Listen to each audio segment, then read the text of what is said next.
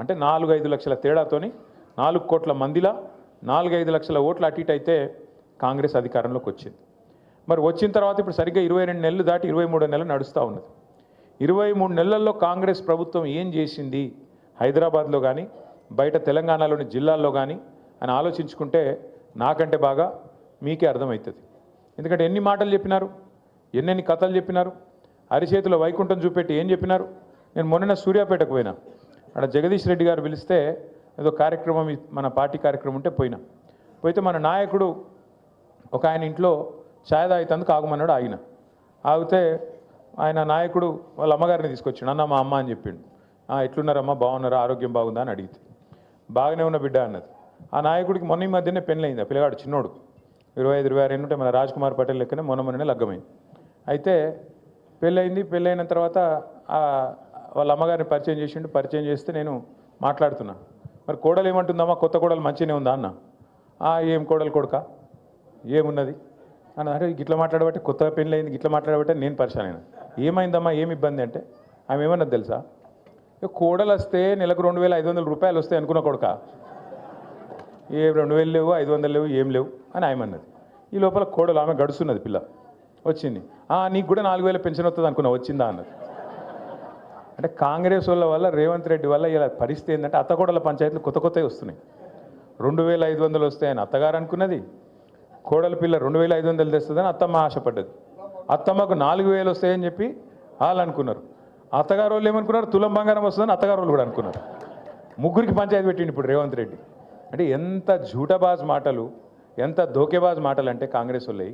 మీరు నమ్మలే, ఎవ్వరు వెంగళరావు నగర్లో నమ్మలే, హైదరాబాద్లో నమ్మలే, ఓఆర్ఆర్ లోపల ఎల్బీ నగర్లో నమ్మలే, ఎవరు నమ్మలే వీళ్ళని. కానీ పాపం మా మిర్యాల కూడా వాళ్ళు నమ్మిరు. మా భాస్కర్ అన్న కూడా కొట్టిరు. ఆయన భాస్కర్ అన్న చాలా మంచోడు, ఆయన సొంత పైసలు ఖర్చు పెట్టుకొని ప్రజలకు సేవ చేసే మనిషి ఆయన. పాపం ఆయనని ఎందుకు ఓడగొట్టిరు. ఎందుకు ఓడగొట్టిరంటే వాళ్ళకి పాపం ఇలా అర్థం లేదు, తాత్పర్యం లేదు, మోసపోయి నిన్ననే చూసిన వార్తనే నాకు చాలా ఆశ్చర్యం అనిపించింది. రాష్ట్రం అంతటా ఇలా యూరియా కోసం లైన్లు కనబడుతున్నాయా, మీరు చూస్తుర్రా? అంటే మీరందరూ ఎవరు వ్యవసాయం చేసే వాళ్ళు లేరు, కానీ వ్యవసాయ కుటుంబంకి వెళ్ళి వచ్చిన వాళ్ళు ఉంటారు కదా. మొత్తం రాష్ట్రంలో ఎక్కడ చూసినా ఎన్నికలకు ముందేమో హామీల జాతర, ఇవాళ ఎక్కడ చూసినా చెప్పుల జాతర ఉన్నది. దేనికి? యూరియా బస్తాల కోసం. మరి 10 ఏళ్ళు లేనిది ఇప్పుడేమైందిరా అయ్యా అని తెలుసుకుంటే మాకు స్పష్టమైన సమాచారం వచ్చింది. మొత్తం కాంగ్రెస్ వాళ్ళే యూరియా కూడా బుక్కుతున్నారు, డైవర్ట్ చేస్తున్నారు, బ్లాక్ మార్కెట్లో అమ్ముకుంటున్నారని సమాచారం వచ్చింది. నేను నిన్నగాక మొన్న గద్వాలలో చెప్పిన, నేను కాంగ్రెస్ వాళ్ళే యూరియా మొత్తం డైవర్ట్ చేస్తున్నారు, కాంగ్రెస్ వాళ్ళే యూరియాని బ్లాక్ మార్కెట్లో దందా చేస్తున్నారు, రైతులకు అందకుండా చేస్తున్నారు అని చెప్తే నన్ను నిన్నవాడు కాంగ్రెస్ వాడు తిట్టిండు. యూరియా అని అంటావా నువ్వు, అట్లా ఇట్లా డామ్ డుసుకొని తిట్టిండు. ఇప్పుడు పొద్దున వార్త చూస్తే ఇక వీళ్ళ మిర్యాల కూడా ఎమ్మెల్యే కొత్తగా గెలిచిన కాంగ్రెస్ ఆయన ఉన్నాడు కదా, ఆయన గన్మ్యాన్ ఒక లారీ యూరియా తీసుకుపోయిండట. ఆయన గన్మెన్. మరి గన్మెనే లారీ యూరియా తీసుకపోతే ఎమ్మెల్యే ఎంత ఎత్తుకపోవాలి? ఇక మరి మీరు ఒక లారీ లోడ్ గన్మెన్ ఎత్తుకపోతే ఎమ్మెల్యే సాబ్ కనీసం ఒక గోదామని ఎత్తుకపోవన్నా వద్దా? ఇజ్జత్కా సవాల్. గట్లున్నది కాంగ్రెస్ వాళ్ళ కథ. ఆఖరికి యూరియా కూడా బుక్తారే, నాకు అర్థం కాదు. అది కూడా తింటారా? రైతుల నోటికాడి ముద్ద గసంటోళ్ళు కాంగ్రెస్ వాళ్ళు.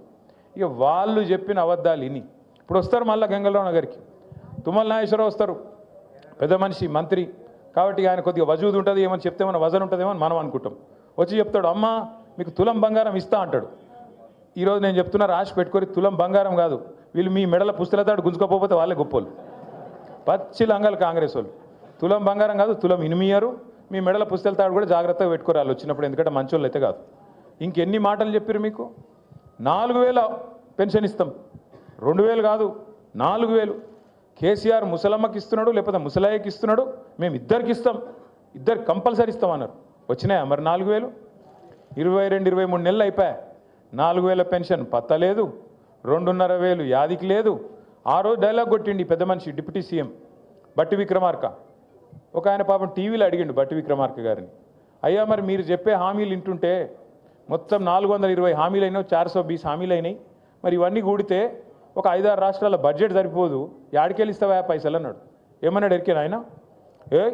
మేము కాంగ్రెస్ వాళ్ళం ఏమనుకున్నారు మీరు, మేము 125 సంవత్సరాల చరిత్ర మాది, ఒక్కొక్కరు 6-6 ఫీట్లు ఉన్నాం, మేము కేసీఆర్ బక్కగున్నాడు, మేము దొడ్డుగున్నాం, మంచి తెలివితేటలు పుష్కలంగా ఉన్నాయి మాకు, మేము మొత్తం ఎట్లా ఆదాయం ఎట్లా పెంచాలి, ఎట్లా ఆదాయం పంచాలి అవన్నీ మేము చూస్తాం, కొత్త అప్పులు చేయం, సంపద పెంచుతాం, అందరికి ఇచ్చిన హామీలు నిలబెట్టుకుంటాం, 100 రోజుల్లోనే 6 గ్యారంటీలు అమలు చేస్తాం, ఇగో బాండ్ పేపర్ మీద కూడా రాసిస్తున్నాం అన్నాడు.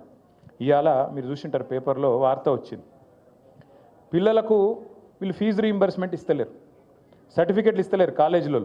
వీళ్ళు ఫీజు రీయింబర్స్మెంట్ కట్టాలి కదా. రాజశేఖర రెడ్డి గారు ఉన్నప్పుడు ఒక పథకం తెచ్చిండు, మంచి పథకం. ఏంటిది అది? పిల్లలు ప్రైవేట్ కాలేజీలో చదువుకుంటే వాళ్ళకు కాలేజీలకు పిల్లల తరఫున ఫీజు కట్టాలి, అది ఫీజు రీయింబర్స్మెంట్.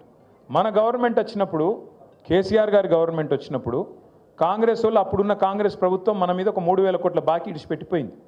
ఇడిచిపెట్టిపోతే ఆ 3,000 కట్టినాం. ఆ 3,000తో పాటు 9.5 సంవత్సరాల్లో మరొక 17,000 కోట్లు కట్టినాం. అంటే 20,000 కోట్ల రూపాయలు పిల్లల ఫీజు రీయింబర్స్మెంట్ కోసం మనం కట్టినాం. అంతేగాని కాంగ్రెస్ వాడు ఇడిచిపెట్టిపోయిన బాకీ కాంగ్రెస్ వాడు కట్టాలి, నాకేం సంబంధం అని మనం అనలే. బరాబర్. ఎందుకంటే గవర్నమెంట్ అనేది కంటిన్యూగా ఉండాలి. ఒకరు ఉంటాడు, నెక్స్ట్ ఇంకోటి వస్తాడు, అటెంకి ఇంకోటి వస్తాడు. ఎవరున్నా ప్రజలకు ఇచ్చిన వాగ్దానం అమలు చేయాలి. కాబట్టి మనం కట్టినాం. 10 ఏళ్లలో 20,000 కోట్లు కట్టినాం. నిన్న వీళ్ళు ఏమంటారు ఎరికైనా కాంగ్రెస్ వాళ్ళు? డిప్యూటీ సీఎం, ఏ డిప్యూటీ సీఎం అయితే మాట ఇచ్చిండో మాకు తెలుసు, 100 సంవత్సరాల పార్టీ, 120 సంవత్సరాల పార్టీ, రాష్ట్రాన్ని ఎట్లా నడపాలో మాకు తెలిసినట్టు ఎవరికి తెలియదు అని చెప్పిన పెద్ద మనిషి నిన్న చెప్తున్నాడు, మీకు ఫీజు రీయింబర్స్మెంట్ ఇస్తున్నందుకు మా అక్కడ పైసలు లేవట విద్యార్థులకు.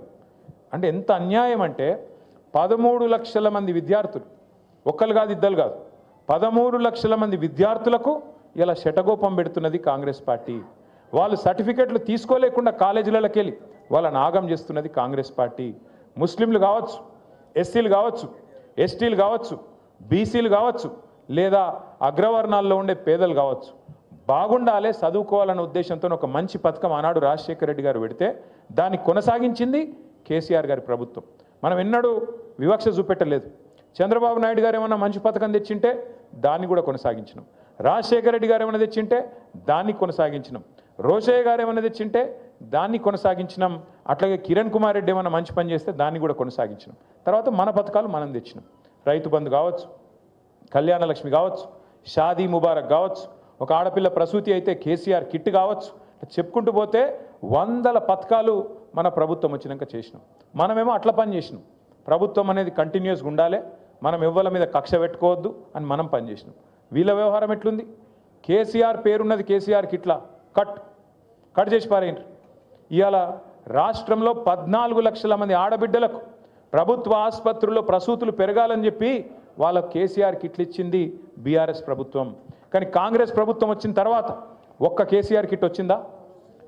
కేసీఆర్ గారు ఉన్నప్పుడు బతుకమ్మకు ఒక కానుకగా, చిరు కానుకగా బతుకమ్మ చీరలు వచ్చేది. రంజాన్ వస్తే రంజాన్కు రంజాన్ తోఫా వచ్చేది. క్రిస్మస్కు క్రిస్మస్ కానుక వచ్చేది.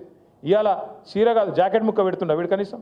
ఇక మళ్ళీ పెద్ద పెద్ద మాటలు, ఇందిరమ్మ రాజ్యము, ప్రజాపాలన, ఆడబిడ్డలు అందరినీ కోటీశ్వరులు చేస్తా. నేను చెప్తున్నా కదా, కోటీశ్వరులు చేసుడు కాదు, మీ మెడల పుస్తెల తాడు ఎత్తుకపోకపోతే వీడే మంచోడు. గంత దుర్మార్గమైన ప్రభుత్వం ఇవాళ ఈ రాష్ట్రంలో ఉన్నది.